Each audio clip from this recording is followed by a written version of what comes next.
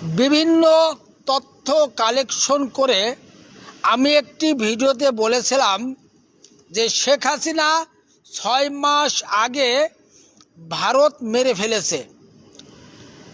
সেই ভিডিও করাতে ভারতের সন্তানগুলো, শেখ হাসিনার জারজ সন্তানগুলো আমাকে এত পরিমাণ গালি দিয়েছে তাই হিসাব করা যায় না। যতটা কমেন্ট হয়েছে ততটাই গালি হয়েছে। শেখ হাসিনার সেই জারজ সন্তানগুলোকে আমি আজ বলতে চাই, আজকে গালি দিবেন।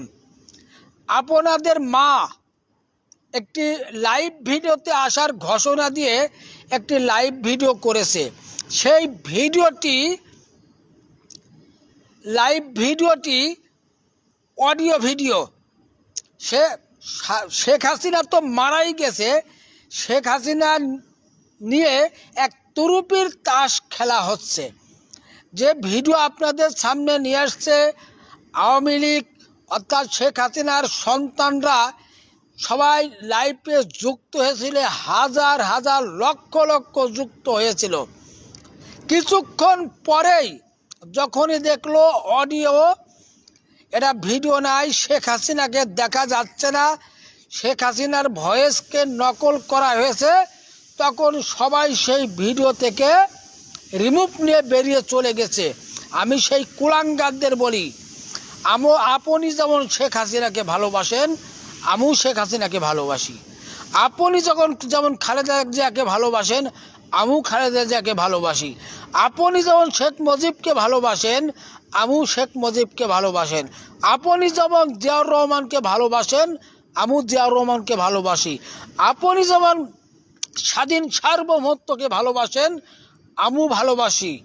আমি একটা নিউজ পেয়েছিলাম, আপনাদেরকে দিয়েছিলাম সতর্ক করার জন্য বা জানানোর জন্য। আপনারা প্রচুর পরিমাণ গালি দিয়েছিলেন। আজকে কোথায়? আজকে আপনাদের মা কোথায়? আমি সেই শেখ হাসিনার জারজ সন্তানগুলোকে বলতে চাই, আজকে আপনার মা কোথায়? আপনার মা যদি এতই ভালোবাসতো, দলকে ভালোবাসতো, দেশকে ভালোবাসতো, জারজ সন্তানগুলোকে ভালোবাসতো, তাহলে অবশ্যই লাইভ ভিডিও সরাসরি ফেস টু ফেস লাইভে এসে আপনাদের নির্দেশনা দিত যে আপনারা কি করবেন না করবেন সব কিছু বলতো। কিন্তু সে সরাসরি আপনাদের সাথে কথা বলেনি, এআই দিয়ে তৈরি কল রেকর্ড দিয়ে আপনাদের সাথে কথা বলে আপনাদেরকে একটা প্রতারণা করেছে। শেখ হাসিনা কথা বলেনি, এরা আওয়ামী লীগের কিছু কুচক্র আপনাদেরকে বিভ্রান্ত করার জন্য এই এআই দিয়ে কল রেকর্ডটা আপনাদেরকে শোনাইছে।